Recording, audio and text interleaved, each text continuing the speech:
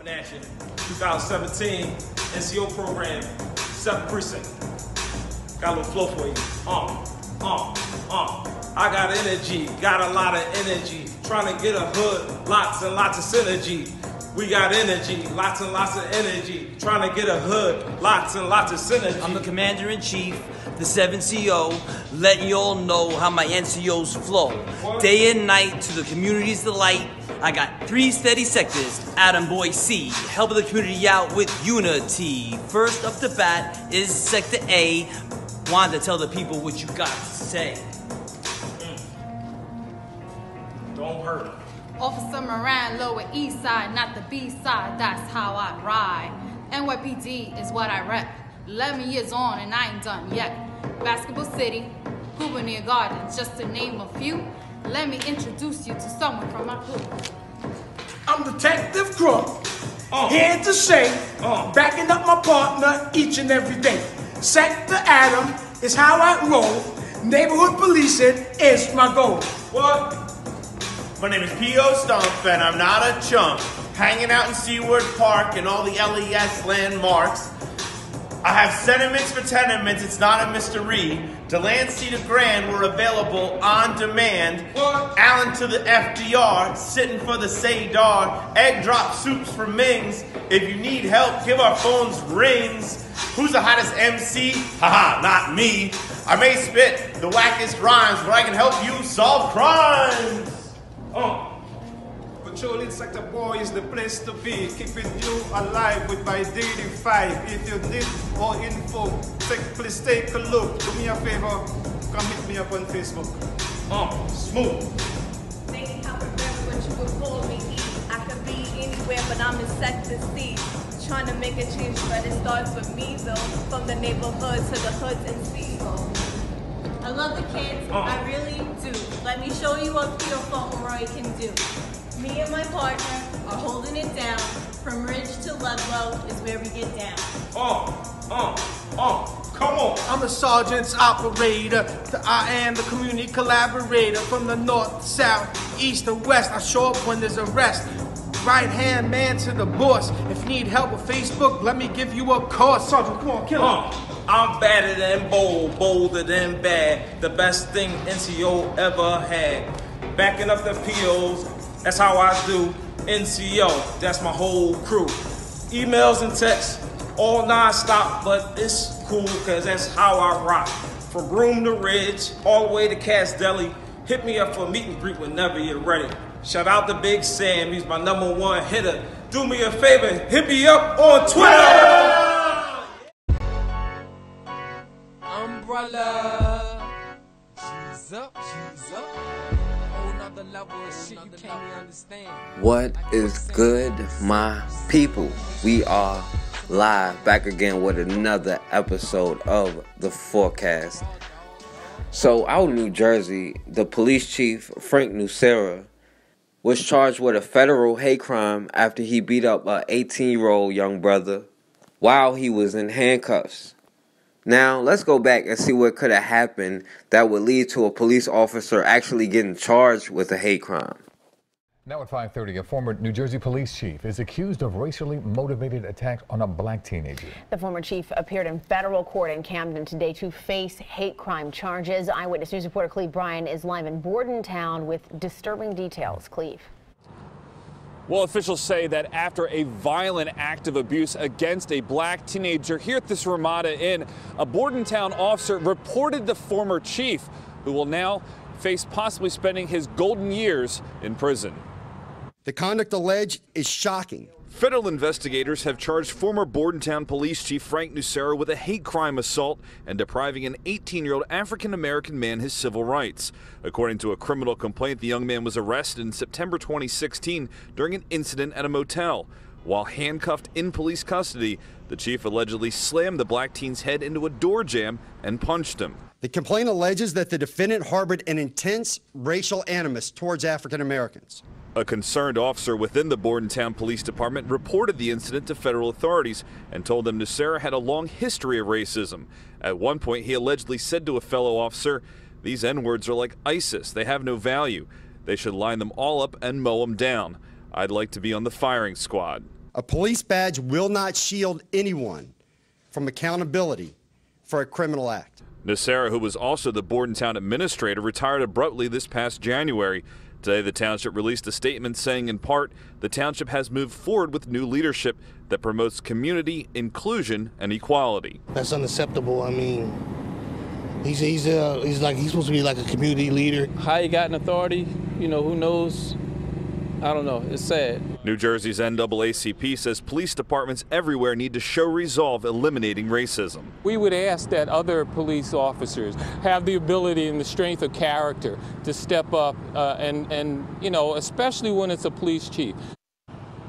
Well, federal authorities say to their knowledge, the racist behavior was just limited to former Chief Nucera, who was in court earlier. His bail was set at $500,000 unsecured, which means he was able to go home, but he could face up to 20 years in federal prison. So, according to the reports, Police Chief Frank Nucera and another officer were called because the 18-year-old brother and another 16-year-old young girl didn't pay for a room after swimming in the pool at the Ramada. Now, according to the reports, the teenagers and the police officers got into a physical struggle, and the young brother and what I guess is the young sister were pepper sprayed and they were handcuffed. And that's when the police chief, Frank Nucera, grabbed the 18-year-old and slammed his head into the door jamb, and when the brother complained about it, he hit him in the back of the neck. Now, the problem for him is he was so racist and so extreme with it that some of the other officers felt uncomfortable with it, and they went and told on him. One of the officers that was there ended up recording him making racist remarks about the young brother and sister that he just arrested. In the meantime, we have some new developments. In a shocking story in New Jersey, a former police chief himself charged with a federal hate crime for allegedly assaulting a black teenager. He's also accused of openly talking about violence toward African Americans. He was turned in by his own officers. CNN's Jason Carroll has a story for us. The conduct alleged is shocking. It's a shocking breach of the duty. New Jersey's acting U.S. attorney could barely contain his anger. One of the most disturbing and disgusting events I've seen in over 20 years in law enforcement. His anger directed at this man, charged to uphold the law, Frank Nucera Jr., Bordentown Township's former police chief. Nucera, who had recently retired, now faces federal hate crime charges. Chief Nucera harbored an intense, senseless, irrational, and bigoted view towards African Americans. A criminal complaint graphically details the allegations, centering on an incident in September of last year. Bordentown police arrest 2 African-American teenagers for failing to pay their hotel bill. Nucera allegedly assaults the male teenager when he slammed his head into a door jamb, causing bodily injury. The complaint says an officer heard the teenager's head make a loud thud as it hit the door jamb. Later, Nucera allegedly says, "I'm tired of them. It's gonna get to the point where I could shoot one of these and that bitch lady, she almost got it." On that day, he came into contact with a prisoner. That prisoner was in custody. That prisoner was restrained. They were handcuffed. They were not an immediate threat to anybody. The complaint further alleges Nucera has a history of making racist comments. One officer says he heard Nucera say, "These are like ISIS. They have no value. They should line them all up and mow them down. I'd like to be on the firing squad. I could do it." Nucera is also accused of using police dogs to intimidate African Americans. His own officers, so fed up with his behavior, alerted the FBI.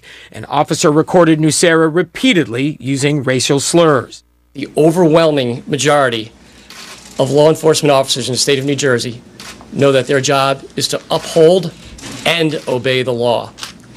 Those who choose to use their authority to discriminate against individuals will be treated as criminals and arrested and prosecuted. The people who are most disgusted by it are the members of the New Jersey law enforcement community, because this defendant made their jobs much harder. Residents of the small New Jersey township outraged someone sworn to protect all citizens of all races could act with so much hate. He did something like that. he deserves whatever's coming to him. If this was all true, I just don't know why it took so long for all this to occur. It should have been, to me at least, earlier. No one answered the door at Nucera's home for comment, and it's not clear if he entered a plea. His attorney did not return our calls. The man once responsible for putting people behind bars, now facing a maximum of 20 years in prison if convicted. Jason Carroll joins me now here. Jason, do you have any indication that if this behavior went beyond others in his command? Well, look, that's certainly a concern for a lot of those folks there in the community. Investigators were asked about that during a press conference. The U.S. Attorney feels as though their investigation led them to a point where they believe it does not extend beyond him. However, there are those in the community who do realize that his son is also on the force, so you can perhaps understand why there might be some concern there. But once again, U.S. Attorney says they believe that they are confident their investigation stops with him. They have Police Chief Frank Nucera on tape saying all kind of racist stuff. They have over 100 hours of recordings of him saying racist stuff, including how black people should be killed, and he would be willing to do it. Now, they'll go all the way out the way to try to make him seem like a lone wolf. It's not some kind of mindset that is inside the police department, regardless of how many investigations say otherwise. This man who has been a cop for 34 years, who was able to make his way up to captain, and who obviously felt comfortable enough to say these kind of things to other officers, so I wouldn't assume this is anything new. But, all of a sudden when he finds out he's going to be investigated, he decides to retire so he can cash in on them retirement benefits. But regardless of all the violence and the police brutality and the people that the police beat up in New Jersey, they're trying to say that this is just strictly limited to this one guy. And this kind of mindset stops with this one officer, because the rest of them are disgusted by it. They're so busy trying to criminalize us and to make everybody else be the terrorist so they can be the good guy, that they could never admit to this being a systematic problem. They could never admit that, because then how would they justify their actions? It's not racism that holds us back. Racism doesn't exist anymore, well, at least till Obama came anyway. That it's our inferiority that holds us back. But more importantly, it's their superiority that puts them ahead of everybody. They're so desperate to make us look like terrorists and to link us to anything any black person does. But we begin this half hour with the debate over classifying violence committed against police officers as hate crimes. Texas is poised to join Louisiana and Kentucky as the third state to pass a so-called Blue Lives Matter law. More than a dozen other states have similar legislation pending. The laws call for harsher punishment for those convicted of killing or assaulting an officer. But critics question whether those laws are effective at preventing violence at all. Tony DeCopel traveled to Texas to learn more. Tony, good morning. Good morning. The latest numbers show violence against police officers is indeed on the rise, and that's one reason why many people back these proposals. But others say hate crime laws simply aren't meant to cover men and women in blue. When a sniper opened fire in Dallas last July, Heidi Smith's husband, Michael, was one of 5 officers killed. Just because he wore the uniform, he still came home to us every night. Now Smith is afraid more police will be targeted. I was in downtown Dallas going to an event with my children. I was scared the whole time at night to be in a patrol car. What were you worried about? Someone walking up and shooting us. A hate crime. Yes. 135 officers were killed on duty in 2016, the highest total in 5 years. Of those, 21 officers were ambushed, the highest total in more than 2 decades.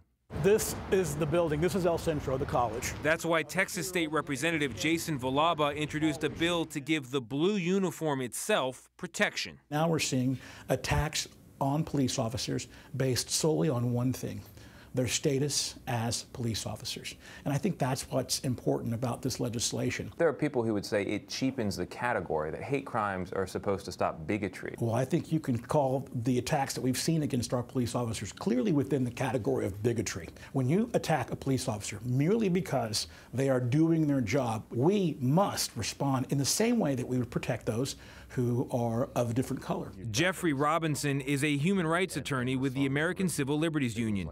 He argues that crimes against police are already well prosecuted. In fact, we have supported, as we should, our law enforcement officers. So to suggest that police officers should somehow be protected by a hate crime is to misunderstand what a hate crime is. Even if every state in America protected police officers as a group with hate crime laws, you don't think there'd be any drop in killings against police?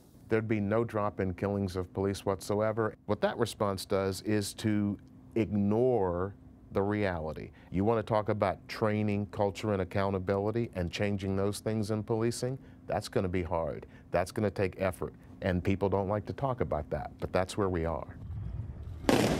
Heidi Smith believes the legislation will give police the protection they need to do their job. Would it be a validation of Mike's life to have this bill following his death? Absolutely, yes. And the other 4 officers as well. And Texas Governor Greg Abbott is expected to sign the new bill into law. But while many states move closer to doing the same, critics say the only way to make police truly safer is to improve relations with the community. It really calls into question the definition of hate crime and bigotry in this. It can be a hateful act and yet not a hate crime. Yeah. They have to link us to every single thing that a black person may have did wrong. Because when you look at who's doing the hate crimes, it's still disproportionately us as the victims, no matter how they try to slice it. But it doesn't matter, right or wrong, they will protect their own. They can't admit to who's actually out here committing the hate crimes, because then they would have to actually look in the mirror and take some accountability. Because then they would actually have to look in the mirror and admit to themselves what is actually going on, even though they already know. But they understand that they have to protect their society. They have to protect each other. That's why they protect people like that sick white girl who poisoned that sister Chanel Rowe. But welcome back, guys. Last month, I reported the story of 2 University of Hartford students in Connecticut who had a really extreme case of roommate rivalry. That's what people were calling it. However, one girl, Brianna Brochu, what she did to her roommate, Chanel Jazzy Rowe, was more of a hate crime, which Rowe, who is black, is even saying that is racially motivated. Rowe posted a video explaining the incident on Facebook, which was very graphic, including Brochu, who's white, using Rowe's utensils in her privates, putting moldy clam dip in her food, and wiping, yes guys, wiping her bloody pads on Chanel's school bag, eventually leading to Rowe getting sick and having to move out. Brochu was caught because she posted the incident and details about it on her social media account. Rowe pressed charges after the school threatened her not to bring this to the attention of anyone. And Monday, Brochu pleaded not guilty to charges of breach of peace and criminal mischief. And prosecutors did not file additional charges Monday for hate crimes. The whole point of this was a hate crime. She said, or she has dodged that charge. The NAACP, who called for this to be charged as a racial hate crime, they're very disappointed. The organization's president says, "We are very, very disappointed with the prosecutors not pressing this case hard enough. They are not making this an urgent matter from where we sit. They are not making this an urgent matter from where we sit. This is a hate crime. Let's stop playing games. Let's stop pushing this away." Brochu's lawyer says that he already knew hate crime wouldn't be considered because this isn't racially motivated. He also added that things like this have been happening since kids went to school and became roommates. As reported by The Root, Brochu requested a jury trial, with the case being scheduled to continue after the new year on January 29th. You guys, we can go over this real quickly. because, I mean, all this, it just shows that the justice system leans towards, for me, if this was a flipped case, and this is Chanel, who is the black girl. She even said this before this was brought to trial. She said that, listen, I know if I were doing this to her, Breonna Brochu, who's white, if I did this to her, I would be all over the news. I would be in jail. I would be suspended out of school. Oh, hell yeah. Expelled out of school. Yeah. They would be looking to give me the harshest punishment reprimand. possible. And to me, the fact that they're not considering this a hate crime, I don't care if they say it's racially motivated or whatever, this is a hate crime. She went after this girl, called her Jamaican Barbie, you know, referenced her all kinds of ways. And I think this is disrespectful. This girl got sick, you guys. Her body, she was sick and couldn't understand why she was getting sick. With this girl coming after her, and that's why I see this as a huge issue. The fact that the white girl's lawyer, Breonna, her lawyer is saying that this is nothing. I don't understand it. You guys help me. And she almost died. I mean, she almost died. She was saying, and she did it because she was a racist. I mean, look, she did racist things. The things that she said, her comments were very racist. Yeah. And the fact that she did this, I mean, what did she? It's disgusting. No, you guys, I gotta let y'all know it is disgusting, and I wouldn't show the pictures because you can see it. But she took her pads, her bloody pads, and wiped it on. And I'm telling you, I know it makes you guys uncomfortable, and wiped it on this girl's bag, and she was inhaling this every day. Oh no! What about the toothbrush? Yeah, put it where places where she put this on her page. She said she put it in places where the sun don't shine. Took her toothbrush and she uses that toothbrush. Put it in places where the sun don't shine. That could be her vagina or her ass. It's one of those two, and she's like, you know, scrub, and then all of a sudden she's like, I can't breathe. And then meanwhile, the white girl's like, I don't know why that might be. Yeah, she's like, ooh, and then went on social media and bragged about it. And there was proof of it, and I'm pretty sure they brought this with them, and the NAACP is fighting for her. This girl was told by the university not to bring this subject, you know, to any attention of anybody, or they would expel her. So now she's not getting any hate crime charges, even though she specifically referenced the woman's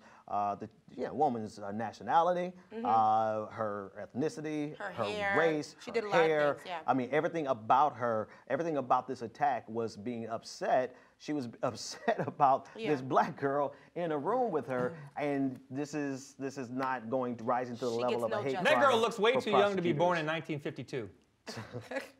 You know what I'm saying?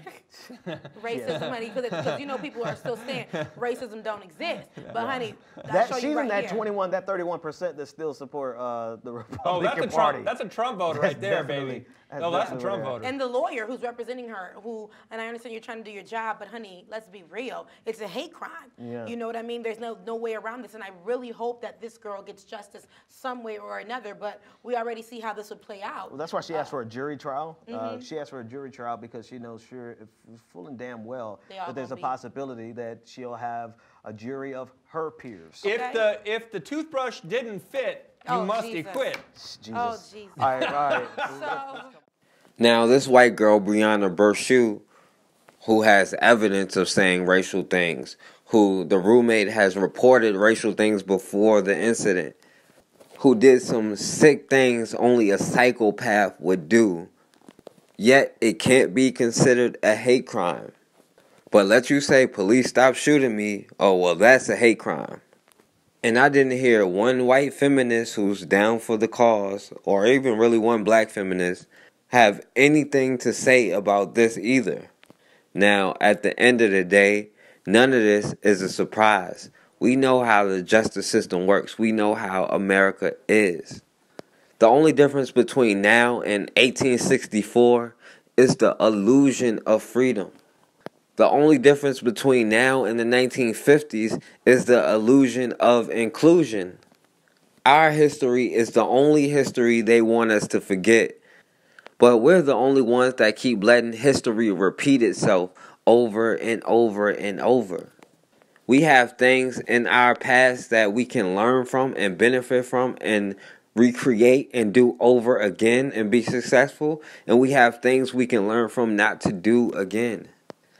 But at some point, we're going to have to realize the truth at where we stand. And we don't have to worry about proving the truth to anybody else. All we have to do is worry We don't have to worry about proving the truth to anybody else.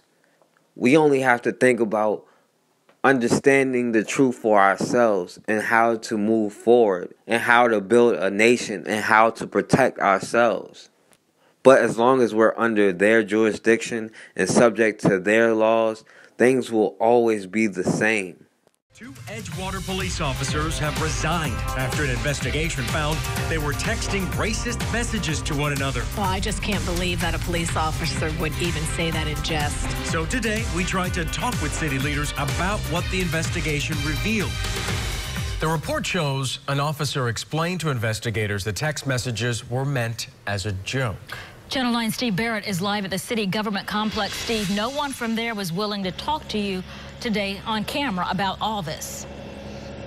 Vanessa, I did get a hold of the mayor of Edgewater this morning. He said he's absolutely appalled and he thinks these men did the right thing by resigning immediately, but he said he didn't have time to talk to us on camera today. I also tried to get a hold of the city manager, the police chief, and all 4 council persons, either by telephone or just by going in the city hall complex here and handing them my business card. In none of those cases did anyone call me back.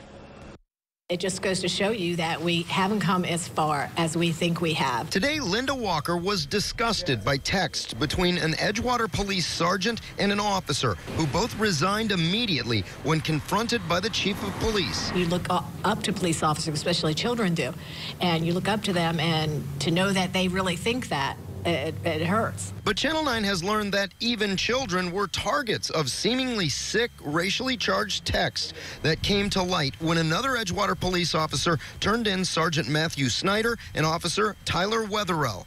In one exchange, the disgraced officers talked about rifles. Sergeant Snyder saying he had a nice one up north, sold it though, nothing big enough here to shoot with it other than blacks. Snyder then texted, "A 243 is good for picking off the little ones." Officer Wetherell shot right back, "You're right, can't forget about the," then typed a version of the N-word that refers to black children. Snyder texted back, "It's better when you hit them and watch them twitch for a minute." I'm pretty upset, and I think everyone in the community should be upset. Other texts were memes, saying things like "Black looters matter." In one text, Snyder suggested you can starve a black person by hiding a paycheck under their work boots. The Internal Affairs report says both men resigned immediately, but for 2 days now, no one from the city of Edgewater would talk on camera. I asked everyone in this city to talk to me on camera, and they didn't. Does that concern you? Oh, yeah, because it's just covering up once again. And it's worth noting that the text happened in September. These men were confronted and they resigned in October. And it's just now in the late December that we're just finally getting a hold of this internal investigations report here. One more thing we asked about, will those men receive any kind of pension or any compensation going forward here? We still haven't heard back on that one. He portrayed himself. It was as if he was used to it. It was a routine. So, when you say that I see it as something being usual for him, yeah, you know what I mean? Because the way it was just like, he ain't care.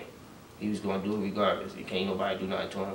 You know what I mean? And far as I'm concerned, no disrespect towards y'all, but I don't really see anybody doing anything to him or he really getting tried or anything like that. Feel me? So, but basically it was just like, I feel as though he was just nonchalant about the situation. It's just like he was do whatever he want.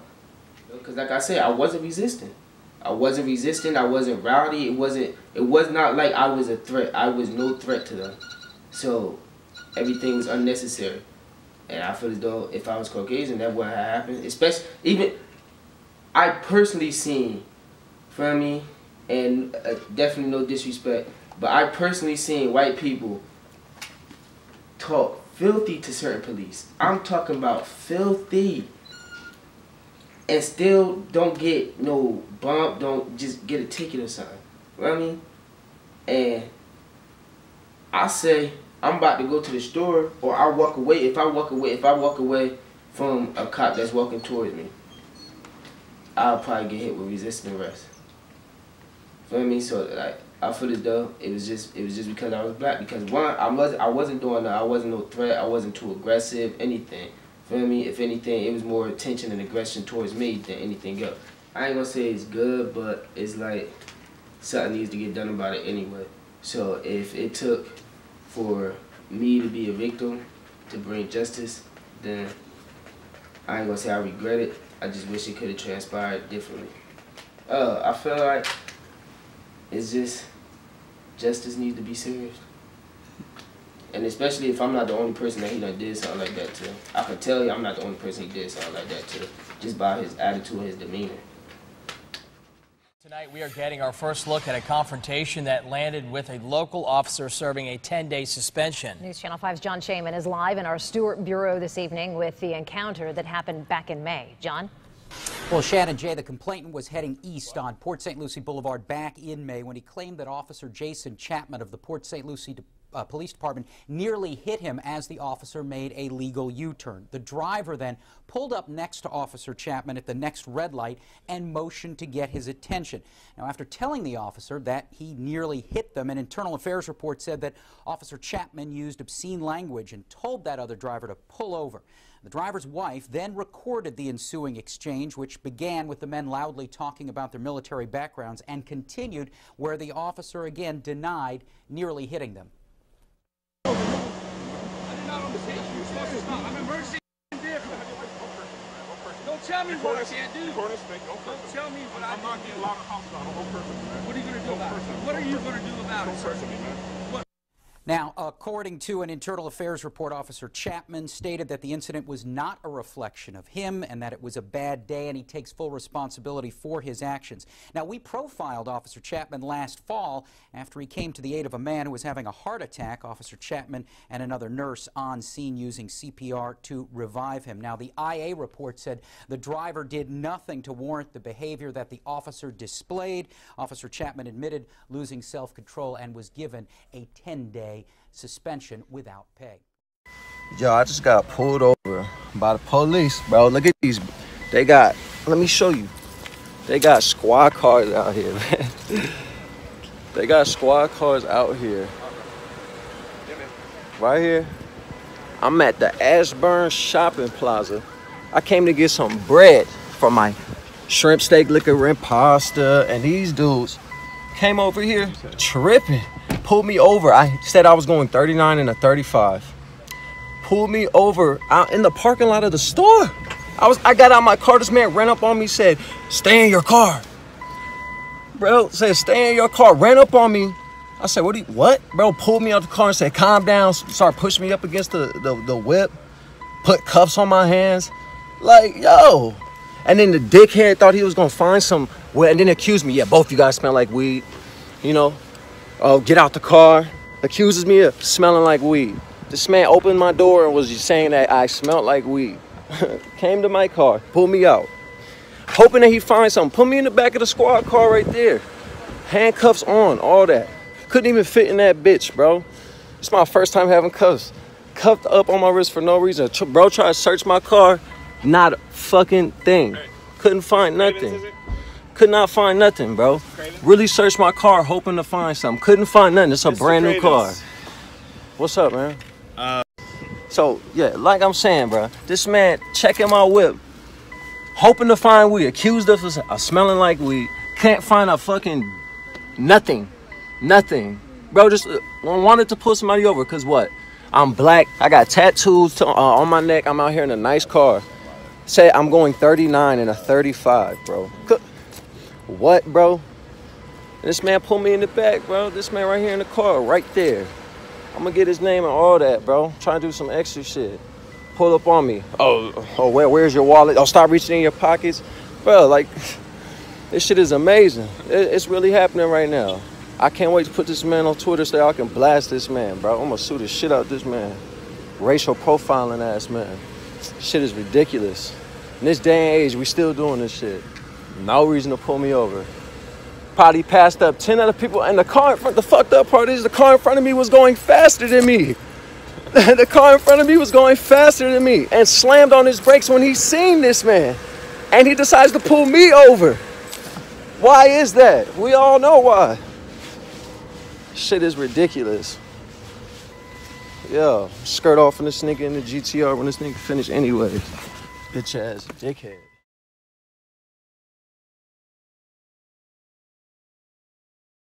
All right, and we back on the forecast. So out in Ohio, a brother by the name of Emirius Spencer is suing the police department for police brutality, saying that the officers beat him and violated his civil rights. So let's go back and see what happened to the brother. This is Euclid Police dash camera video released to the Fox 8 I-Team. It shows Euclid officers escorting a handcuffed Emirius Spencer from his apartment building last year. But the focus now is not what you see, but what you're about to hear from an officer. Spencer said then-Officer Michael Amiott and Officer Shane Rivera used excessive force during the December 2016 arrest, something the union representing the officers disputes. This dash camera video is from an officer who arrived at the scene after the arrest. A little excitement. The officer is heard speaking to a fellow officer outside in the parking lot. The two officers were not involved in the arrest, but showed up as backup if needed. What did he have? I know it's an off-duty thing, but said he was trying to take his taser. That would be a damn shame. I guess I'd have to shoot. The attorney who represents Spencer in a civil lawsuit against Euclid Police says he finds the remark offensive. I mean, it's disgusting and it's shocking and it's hard to believe. He says his client had a small amount of marijuana and was cooperative with police. He said officers kicked and used a taser on his client and broke his orbital bone. And it also says to me that it's system-wide, right? I mean, it's the department. It's department-wide because, you know, was this guy disciplined for this statement? Police officials were not able to talk to us on camera, but said they were not aware of what the officer said. They said no discipline has been issued, but they are reviewing the matter. We were not able to reach officials with FOP Lodge 18 who represent Euclid officers to discuss the comments made by the officer. The FOP released a statement earlier this week saying they believe the officer's use of force was justified and that Officer Amiott was hurt during the arrest. Officer Amiott was fired in October after an arrest he made in August was caught on tape. During that arrest, Officer Amiott can be seen punching Richard Hubbard, who was stopped for a traffic violation. All charges against Hubbard were dismissed last month. So officers Michael Amiott and Shane Rivera were off duty, and they were just working as security in Emirius Spencer's apartment complex. Now, according to the police, they encountered this brother in the hallway, and they said that they immediately smelled quote-unquote raw marijuana. And after they found it and confiscated it, he tried to take it back. And according to these officers, when they said he was under arrest, he refused to comply and he was resisting, forcing them to beat him. Then they said as they were beating him, he repeatedly reached in his pockets and stiffened up. But at the same time, he was also reaching for the officer's taser. By the way, what happened to all the help they were supposed to be giving all of these people addicted to drugs anyway? I thought they were supposed to be sending them to hospitals and all that stuff. Letting them turn their drugs in with no questions asked. You know, they didn't give this brother that opportunity. But this isn't the first time this cop, Michael Amiott, has gotten in trouble for using excessive force when trying to arrest somebody. This is the same cop who was caught on camera using force to handcuff a 16-year-old girl. How old are you? I'm 16, bro. Okay. Extra shit for no fucking reason. Do you have any form of identification on you? Yeah, it's in my bag. Okay. What would that be? Would that be a Ohio identification card? Yes. Okay. How old are you? 16. Radio 287. Where's that in your bag? So don't touch my bag, bro. Don't touch shit, bro. Sit down. Excuse me. Where's your ID? Where's your ID at? In my bag, bro. Okay. You're not touching my bag. Listen, where's your ID? You're not touching Can you get it out of your bag? No, my mother will get it out of my bag. We're going to take it out. So just don't move. Bro, you cannot touch my fucking... Bro, what the fuck is you doing? Here, just lay her, you want to lay her down? Yeah. I swear to God. On the floor. Lay down.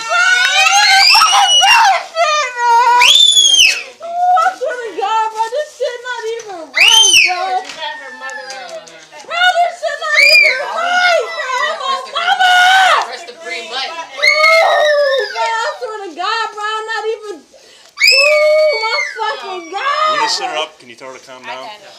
Blake.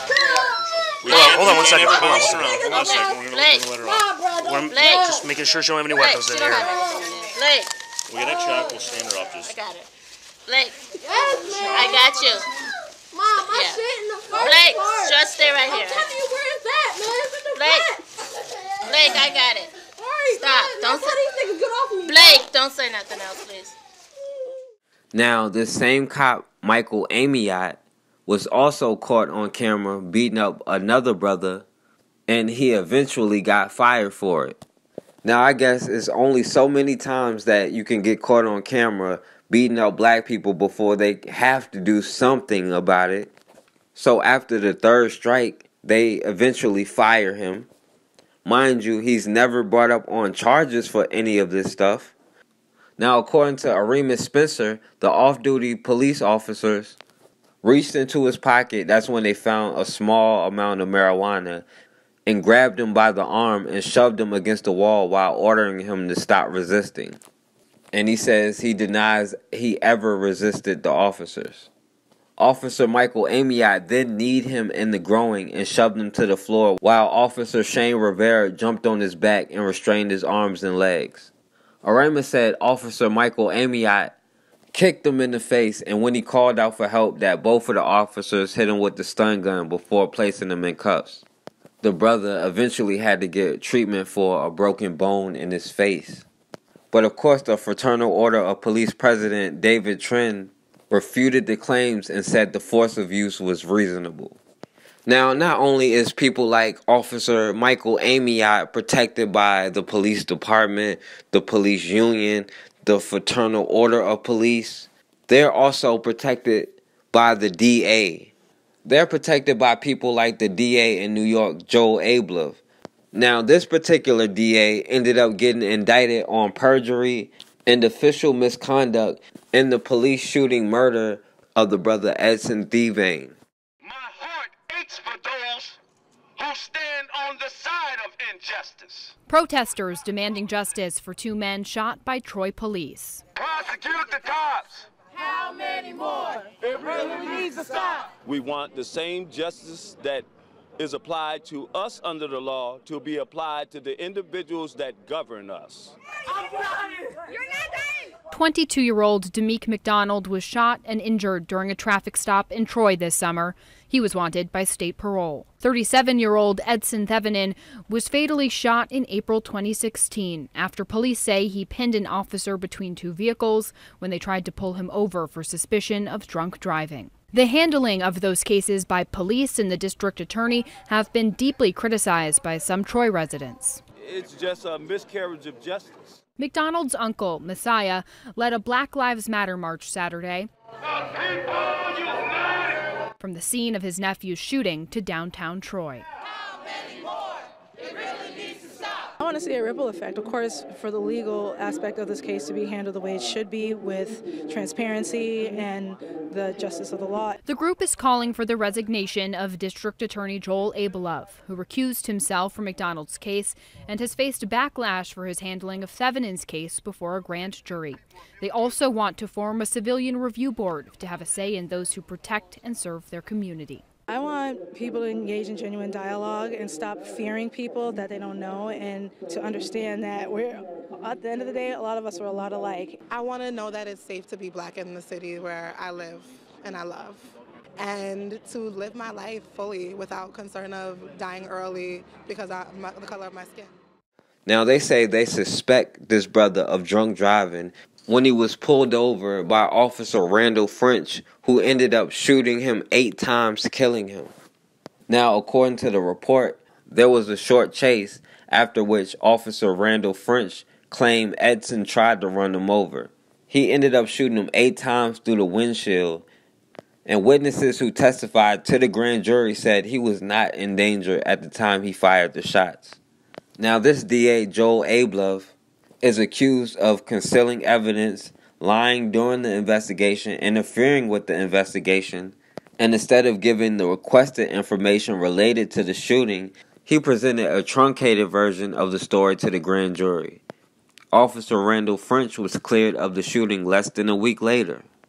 Now, it's not like this is anything new, even though we don't hear of too many instances where anybody gets punished for it. But we know that there is a history of this sort of thing happening. The point is, they put themselves into positions where they can protect each other. That's why it's important for us to, especially in the local elections, to be in charge of where our local tax dollars go. Who is your local representative? Who is your district representative? Mayor? Who appoints the police chief in your neighborhood? Who picks the DA in your neighborhood? And if you can vote for the DA, then we need to not only be voting, but to actually be running for the office. While we hoping and praying and wishing and begging for a change, the only time things are going to change is when we change them. A stunner in Suffolk County today. District Attorney Thomas Spota indicted, charged in a corruption case involving a police chief who's now in prison. CBS 2's Jennifer McLogan live with this story for us in Central Islip tonight. Jennifer. Dana, good evening. 76-year-old Thomas Spota, who is the longest-serving district attorney in Suffolk County history, announced in May that he would not be seeking a fifth term in November. And tonight, we may know why. In a stunning fall from grace, Democrat Thomas Spota, who was elected 16 years ago as a corruption fighter, was indicted on federal charges a short time ago. Charged in an alleged cover-up of an assault at the hands of Spota protege, former Suffolk Police Chief James Burke, now a convicted felon. The DA faces 3 counts: conspiracy to tamper with witnesses, obstructing an official proceeding, and obstruction of justice. Tom Spota committed no crime. In fact, for many years of a very long and distinguished career, Tom has worked hard to investigate and prosecute crime and deliver justice to the residents of Suffolk County. Tom categorically denies the government's charges, and he looks forward to vindicating himself in court. The feds say Spota protected James Burke, now serving a 46-month federal sentence for violating the 2012 civil rights of Christopher Loeb, who stole the chief's duffel bag containing a gun belt, handcuffs, sex toys, and pornography. Burke pleaded guilty to assaulting Loeb and orchestrating a cover-up of the attack. Every time I asked for a lawyer, I got hit again, I got hit again, I got choked, I got punched, I got slapped, I got kicked. Spota looked weary and pale before the judge, pleaded not guilty, put up his home as collateral for the $500,000 bond, surrendered his passport.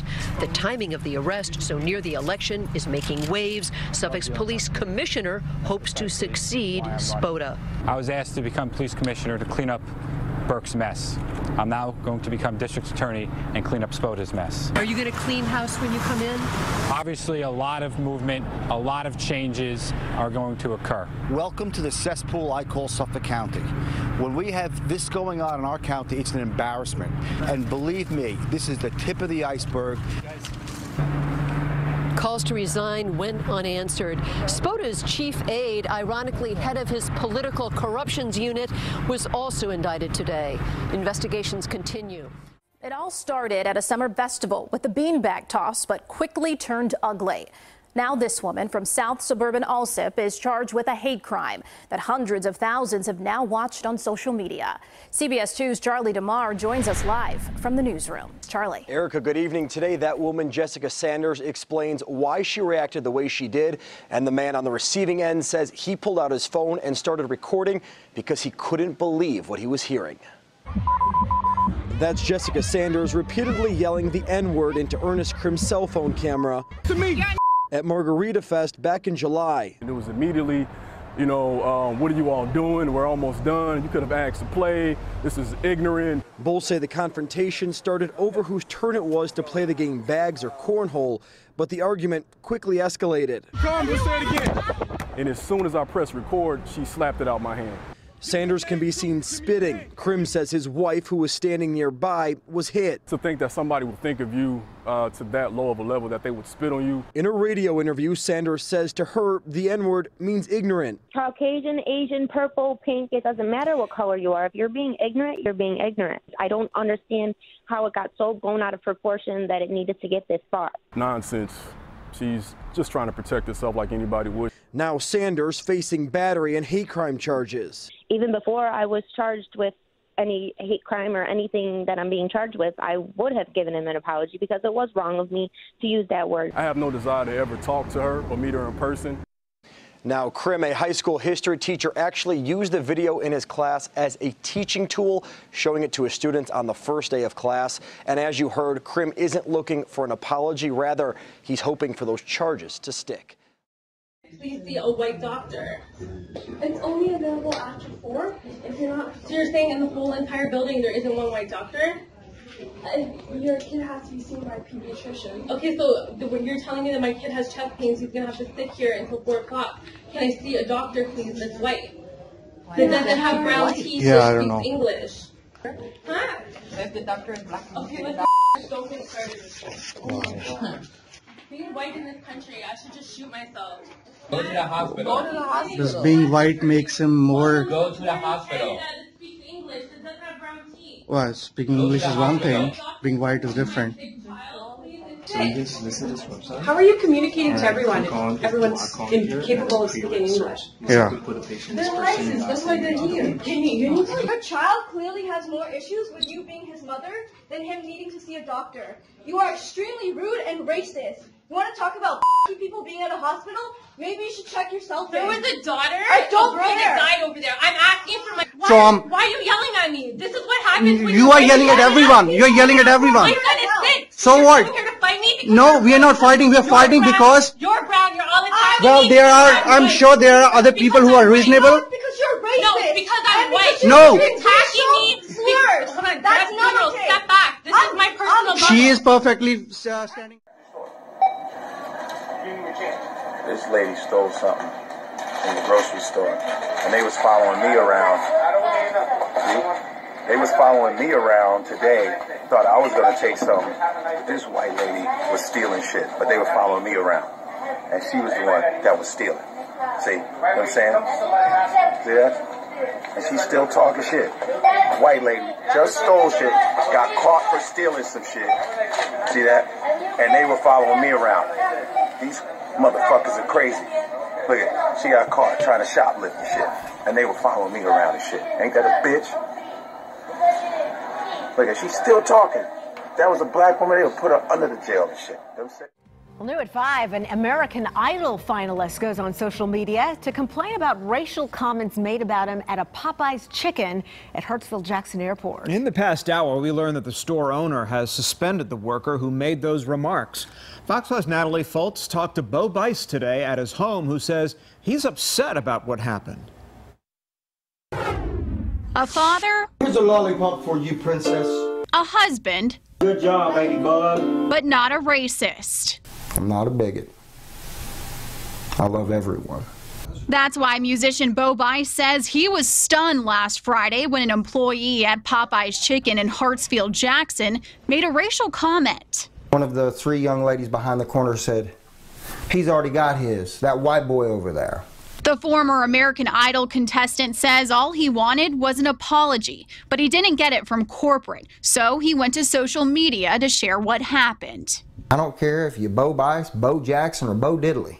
When you're walking through that airport, you should be treated the same. And when you're giving your money to an establishment, you should be treated the same as anybody. A double standard? Bice thinks so. If the tables had been turned and I had used something and been as insensitive as to say something like that, you're talking about that I would be boycotted. There would be people not buying my albums. There would be people coming and picking in at my shows and everything else. Tuesday, we reached out to Popeyes about the incident. Mac 2 Incorporated, which owns the airport franchise, released this statement saying, quote, Mac 2 Incorporated is very sorry that the incident occurred and for any pain or embarrassment that Mr. Bice experienced. The company does not condone the behavior of one of our associates, and we took corrective action as soon as we were made aware of the incident. That's all I want, is an apology. An emotional Bice says the issue goes much farther than this particular incident. And the fact that I've got to sit on TV and come down a notch and look like a petty little brat by tweeting and Facebooking this just to open up dialogue so we can have an adult conversation is ridiculous. In America, you should be ashamed.